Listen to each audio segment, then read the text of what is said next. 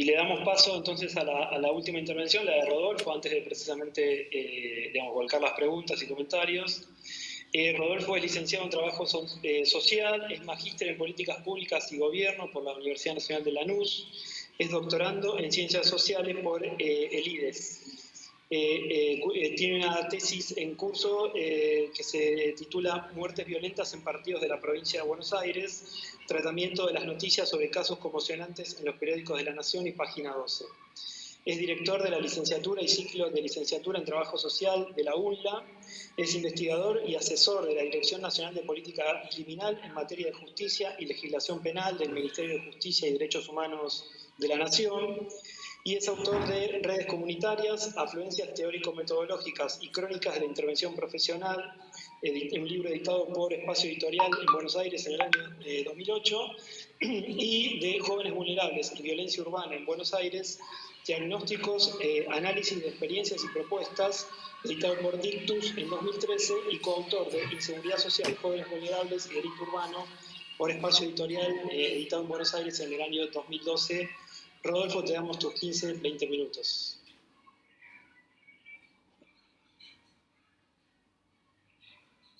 Estás muteado, Rodolfo, no se te escucha, ¿eh? Ahí está. Bueno, decía, buenos días a todos y a todas.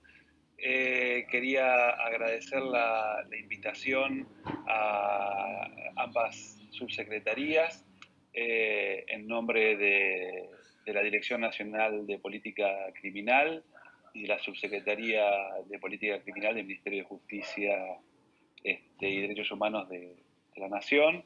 Hoy vengo en representación de este espacio, sobre todo por esta temática y la problemática que aquí nos convoca. Bueno, obviamente que estoy muy contento no solo de la invitación, sino también de compartir el panel con, como dijo Lucía, con estos grandes, con estas grandes, digamos, porque si bien somos jóvenes, o ellos son jóvenes, yo no tanto,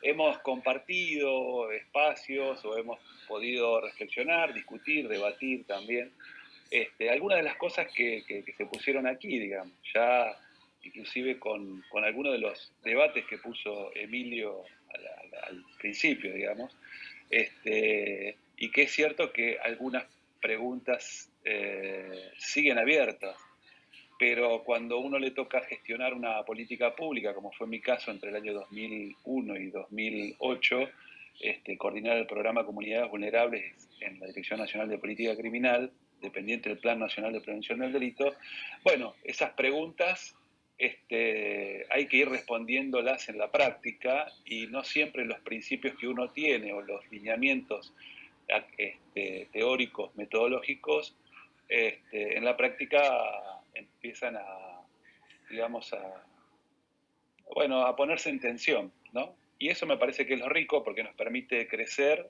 permite que los profesionales estemos más atentos a las cosas que hacemos, ¿no? Así que bueno, pues yo me voy a meter un poco de lleno en algunas de estas explicaciones y discusiones que por ahí podemos enriquecerlas hacia el final. Y muchas cosas ya están también ya planteadas incluso por Lucía, digamos. Bueno, una de las cosas que me pareció interesante plantear es que durante la década del 90, es decir, toda la década del 90, desde 1992, 93 al 2002, esos 10 años más o menos, esa década, uno ve un incremento muy fuerte de todos los hechos delictuosos y sobre todo los delitos contra la propiedad. Y hay un trabajo muy interesante, que es un clásico ya, que es de Eduardo Pompey, que hace la correlación entre el índice de Gini, ¿no? Y los delitos contra la propiedad. Digamos, esa correlación es muy fuerte y mucho más fuerte inclusive que otras líneas del largo plazo, digamos, como por ejemplo el desempleo juvenil. Entonces, hay una explicación allí que está muy ligada a la redistribución desigual del ingreso También aquello que a muchos de nosotros nos tocó vivir, que fue el desmembramiento de los sistemas de protección social, digamos. En aquella época se hablaba del achicamiento del Estado mínimo, ¿no? Que no fue gratuito, por supuesto, cosa que después del 2003 hubo que reconstruir, digamos, todo ese aparato de protección social. Entonces, el desempleo juvenil también estaba dentro de los puntos que trataban de explicar de lo que yo voy a hablar, que es del involucramiento de jóvenes en prácticas delictivas. Ahora, antes de entrar a eso, hay un aspecto que es interesante también pensar, que yo llamo algo así como el desfasaje entre la proporción de los esfuerzos con la velocidad y el volumen de la baja de los índices delictivos. ¿Por qué digo esto? Porque la reversión de todos esos indicadores que se observaron a partir de la post-crisis, ¿no? Es decir, en 2013 en adelante, no alcanzó en lo inmediato para bajar considerablemente las tasas, por ejemplo, de robos o tentativas de robos, que son mayormente los delitos en los que se involucran los jóvenes adultos. Estamos hablando de 18 a 25 años de edad, ¿no? Entonces, hay un desfasaje importante ahí, porque los esfuerzos del Estado fueron muy grandes, como dijeron mis compañeras y mis compañeros del panel, en reconstruir el sistema de protección social.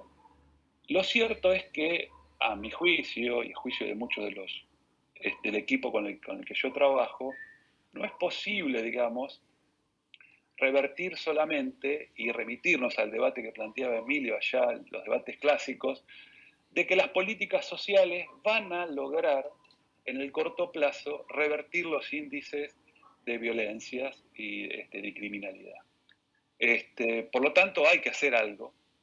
Y es algo de lo que nosotros hicimos durante casi 10 años, que es encarar el problema de lleno, generar proximidad, como decía Emilio, ir hacia esos territorios que no son definidos de manera aleatoria, sino que son definidos a través de un diagnóstico científico de los índices, no solo de criminalidad, sino de los índices de vulnerabilidad. Y claro está el ejemplo que daba Lucía ahí, digamos, ¿sí? No hay aleatoriedad, digamos, y arbitrariedad en la elección de las personas y de los territorios. Y sobre todo, a mí me tocó era operador en el año 2001, en la crisis del 2001, estar como operador en Villa Tranquila, en Avellaneda, estar en eso que Lucía dice, los territorios donde el Estado no estaba, ¿sí? Nos tocaba estar como programa de prevención social del delito, ¿no? Programa de Comunidades Vulnerables, ser la primera agencia del Estado, acompañados con la municipalidad, por supuesto, que estaba preocupada también de tratar de articular políticas, pero prácticamente no había nada. Digamos, una salita, un centro de salud, una escuela en la puerta de la comunidad y no mucho más. Un comedor y un polideportivo. Entonces, es cierto que hay diagnósticos que avalan las formas de abordar territorios y personas. Bien.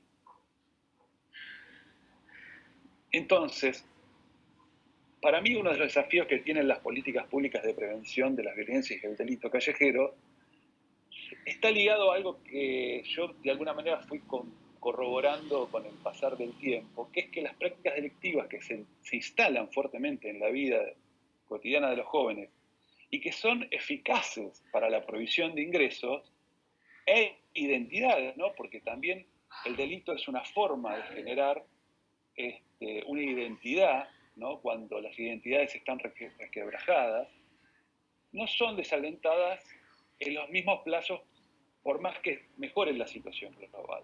Por eso vuelvo y refuerzo con que en ese sentido son necesarias políticas de prevención social del delito a la par de las políticas sociales o de redistribución del ingreso. ¿Por qué? Entonces, porque se advierte una corrosión del carácter, como decía Richard Sennett, y de la cosmovisión del mundo, ¿no? Hay una desvalorización de la vida o de la libertad, del sentido de justicia, de lo que es justo o es injusto, y de la legalidad, ¿no? Los ilegalismos son parte de lo que de la vida cotidiana de muchas de las personas en estas comunidades, ¿sí? Porque previamente sus derechos han sido vulnerados, claramente. Ahora, por supuesto, la perspectiva de la cual yo parto para pensar en el involucramiento de los jóvenes en el delito está ligada a la vulnerabilidad social, ¿no? Tomando ya, si se quiere, un clásico de un sociólogo clásico como es Robert Castell, que él habla, ¿no es cierto?, de 3 zonas. Y para ingresar, digamos, a la zona de vulnerabilidad en la que nosotros creemos que están muchos de los jóvenes y jóvenes adultos que se involucran en delitos, hay 3 aspectos: precondicionantes, precipitantes y determinantes. Los precondicionantes están muy ligados a tanto a la precariedad del trabajo, ¿sí?, del mundo del trabajo, o el acceso al mundo del trabajo, y la fragilidad de los soportes de sostén, tanto de los grupos de crianza como de las comunidades. Es decir, ahí hay una ruptura del lazo social, o por lo menos una fragilidad fuerte del lazo social que precondiciona a que uno se vea involucrado en prácticas delictivas. Por otro lado, los precipitantes son aquellos que desencadenan el abandono escolar o que los soportes de sostén, digamos, en función de la trama de la organización familiar, dificultan la contención, algunos embarazos o los consumos problemáticos, la violencia intrafamiliar, o también algo que nosotros hemos detectado fuertemente en la investigación de política, es la pérdida de la libertad, de la muerte violenta de un ser querido. Ese lazo, digamos, cercano con un ser significativo también es un factor que precipita a respuestas violentas, ¿sí? Y por otro lado, en cuanto a los determinantes, los asociamos más a lo que tiene que ver con el sostenimiento de la precarización laboral, a las violencias múltiples y a la ruptura abrupta del lazo social. Muchas veces hay una desvinculación, no solo con la familia, sino una ruptura con la comunidad. Y eso termina siendo determinante para que los procesos de marginación social y involucramiento en situaciones de violencia se vean agravados. Hablamos de brechas acá. Quienes me antecedieron en la palabra hablaron de brechas, ¿sí? De brechas sociales, de brechas espaciales y de brechas culturales. Este también es un trabajo ya clásico que se plantean, digamos, cómo estas brechas económicas de las que hablábamos al inicio, allá por la década del 90 como factor explicativo, se suman a la segregación urbana, a la convivencia con la opulencia, digamos, que es un aspecto clave que nosotros vemos en los jóvenes, que se suma a las brechas culturales. Es decir, el acceso vía el complejo comercial publicitario, la promoción indiscriminada de bienes para el consumo, que se contrapone con las posibilidades reales de acceder vía la baja de los ingresos legales, ¿no?, generan realmente mucho desasosiego, es decir, mucha inquietud, ¿sí?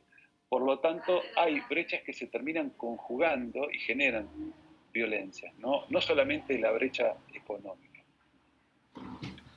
Para seguir pensando desde dónde nosotros miramos el problema, y citando a Robert Castell también, la idea de conjunción de la seguridad civil y la seguridad social, que es, en el fondo, la idea del abordaje de la inseguridad social, ¿sí? Pensar que no se puede abordar solamente la inseguridad civil sin defender el Estado de Derecho, es decir, la promoción de recuperar, fortalecer y, dice Castell, salvar el Estado social, ¿sí?, asegurar la seguridad social, ¿sí? no es un determinante, pero sí es el plafón del soporte de contención de la vida de cualquier sujeto. Y por supuesto, cuando hablamos de seguridad, nosotros nos paramos desde el concepto del PNUD de allá, del año 98, de la seguridad humana, ¿no? Que conjuga fuertemente la idea de seguridad en términos objetivos, que es la idea de estar protegido, ¿no? Con la de sentirse protegido, que es el sentido más objetivo de la seguridad. Por eso no podemos pensar solamente en los aspectos materiales.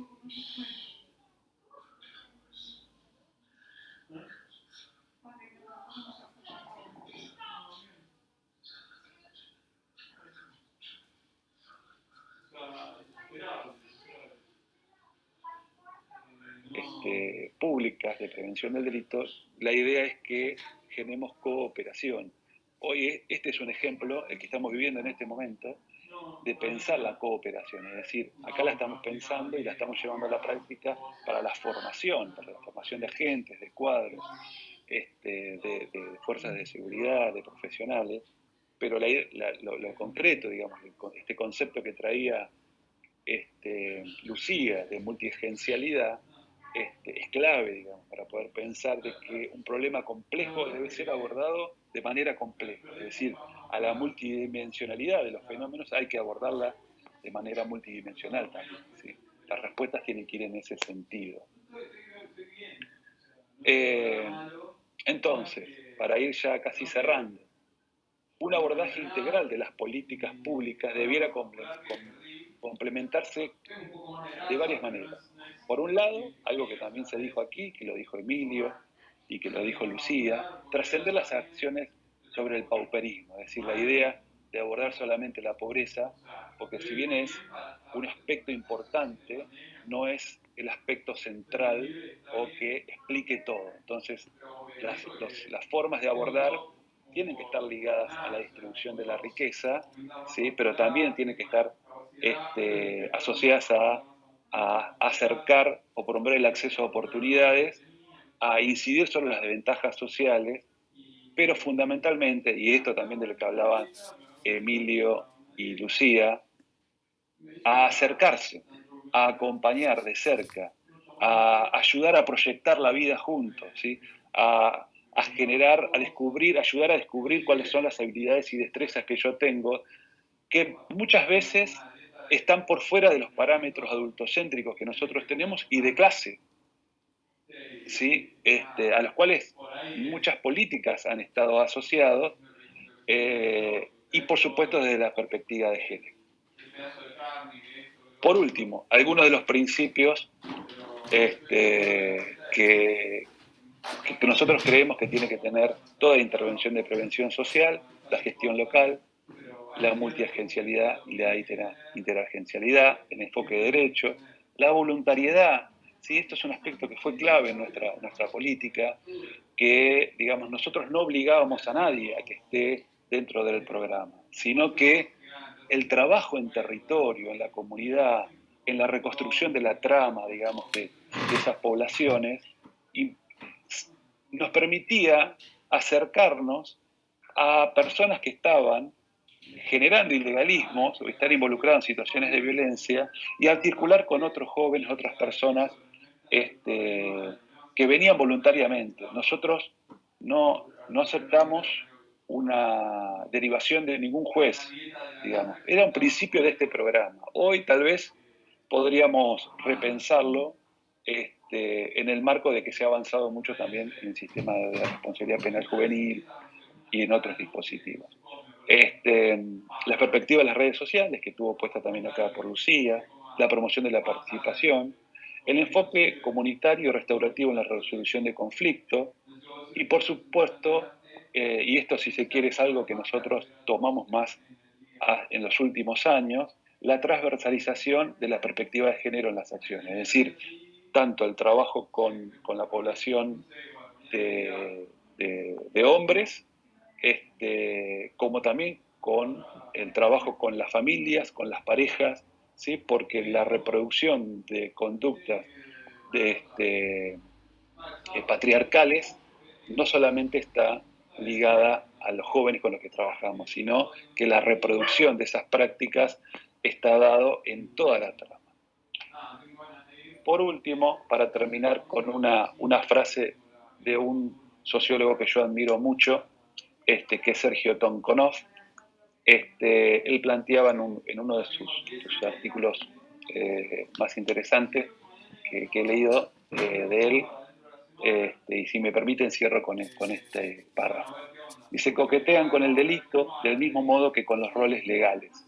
Puede que en el futuro sean ladrones profesionales, pero también puede ser que sean carpinteros, mecánicos o burócratas. ¿Se escucha? En estas circunstancias, encarcelarlos implica fijarlos del lado de la ilegalidad, hacerlos efectivamente delincuentes. Es la cárcel la que detiene su deriva.